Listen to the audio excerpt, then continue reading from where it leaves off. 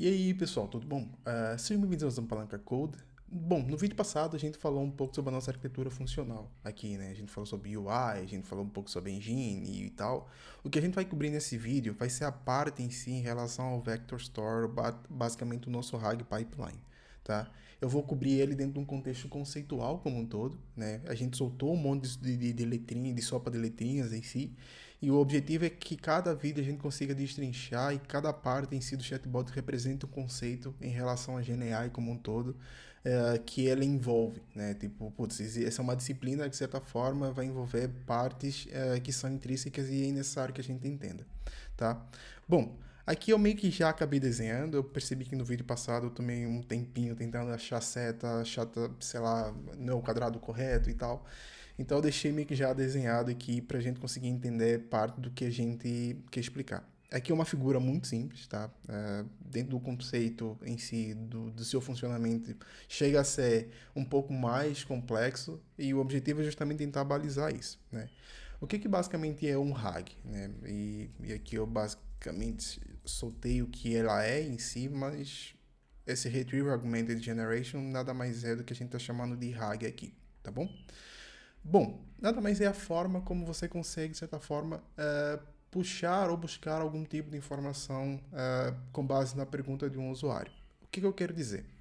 Todo LLM no passado, ou melhor, todo LLM, vamos colocar aqui o nosso ChatGPT, ChatGPT, ou melhor, o GPT, o 5, acho que o 5 é um bom balizador. Ele foi treinado com dado de 2024, por incrível que pareça, tá? Se você abrir o chat GPT sem logar, sem fazer nada, você basicamente vai conseguir fazer perguntas e ele vai ver que o contexto você vai ver que o contexto que ele tem, sem consultar a internet, é de dados que em si que são de 2024. Por exemplo, quem é o Papa? Putz, se você chegar lá e perguntar, ele vai falar que é o Francisco ainda, sendo que já mudou e é o Leão, né? Então, tudo isso deixa com que os modelos em si eles estejam meio que atrelados ao tempo, né? E vamos supor que você tem uma regra de negócio da sua empresa e você quer colocar alguma coisa específica da sua empresa, o que você faz? Você vai treinar um novo modelo? Não. Por que não usar um hack? Por que não usar uma base externa que esse modelo em si consegue se aproveitar para conseguir buscar algum tipo de informação e com base no contexto conseguir responder? Basicamente é isso que a gente está fazendo aqui.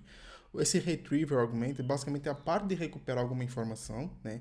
E o vector embedding em si, basicamente o embedding, eu não queria entrar em contexto de conceito de NLP aqui, né? Mas pensa que é a forma como você consegue traduzir textos em vetores. E aí, putz, engloba imagens também e tal, tipo, meio que pega todo esse bolo e você consegue meio que atrelar, ou melhor, de forma semântica, alguns textos ou algumas palavras e meio que acoplar dentro da mesma caixinha e fazer com que essa busca seja mais fácil.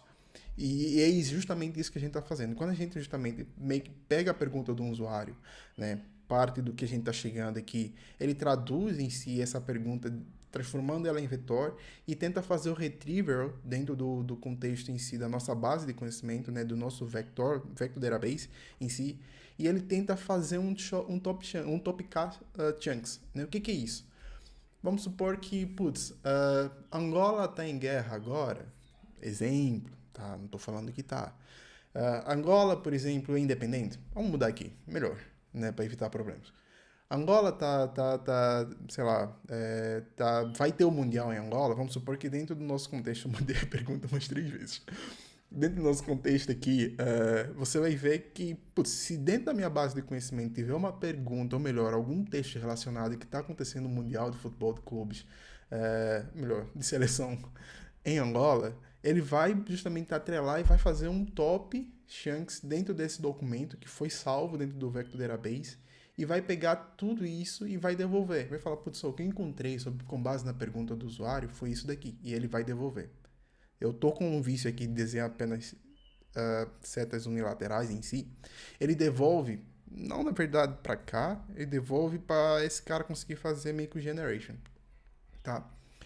E não sei se é aqui, na verdade. Então, ele meio que vai fazer essa busca, né, desses top 5K aqui, por exemplo, que eu chutou que são top 5 parecidas com a pergunta que eu fiz, e vai devolver para mim e falou, putz, o que eu encontrei foi isso daqui. É correto? Tá correto? Faz sentido? E ele consegue passar dentro do contexto do LLM e gerar uma resposta e falar, putz, sim, com as informações que eu tenho dentro da minha base de conhecimento, de fato, está acontecendo um Mundial de Clubes, sei lá, seleção em Angola, né? Por exemplo. E aqui tem um outro lado da moeda que a gente viu a ponta em relação a como funciona a busca. E eu estou voltando para saber, de fato, como é salvo isso daqui. Porque você vai ter um conjunto de documentos, você vai ter um conjunto de documentos da sua empresa, um conjunto de documentos XPTO, que você quer gravar, por exemplo, dentro de um Vector Database. Nada mais é a forma como a gente justamente meio que exemplificou aqui em relação a embeddings, só que aqui a gente tem um processo a mais, que é o text chunks. Se um conteúdo for grande demais, ele vai ter que dividir em pedacinhos, né, fazer um data split em si, dividir esse dado para conseguir gerar os vetores e salvar isso dentro no Vector Database. Né? E isso justamente é meio que salvado dentro do contexto de vetores como um todo, tal como eu expliquei. Tá? Embeds basicamente é isso, beleza? Bom, esse daqui é o conceito que a gente tem em relação a RAG como um todo. Eu espero que ficou sanado e tal. Qualquer dúvida, deixe aí até nos comentários, tá bom? E o que eu vou falar agora, basicamente, é tentar mostrar como está a estrutura do nosso projeto agora, né? Tipo, aí tentar ver um pouquinho de VS Code, chega de desenho também, né? Então, o objetivo vai ser justamente tentar mostrar isso para que a gente consiga meio que balizar e ver como é que está a estrutura do nosso projeto, beleza? E bom, só que isso vai ficar por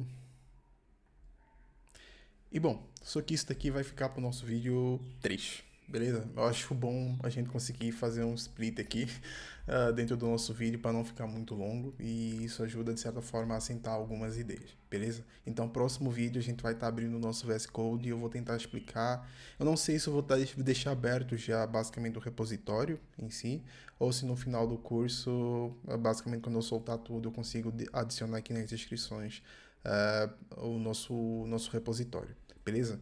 Bom, qualquer coisa, deixa uns like aí também, se inscreva no canal, deixa os comentários, beleza? Falou, pessoal!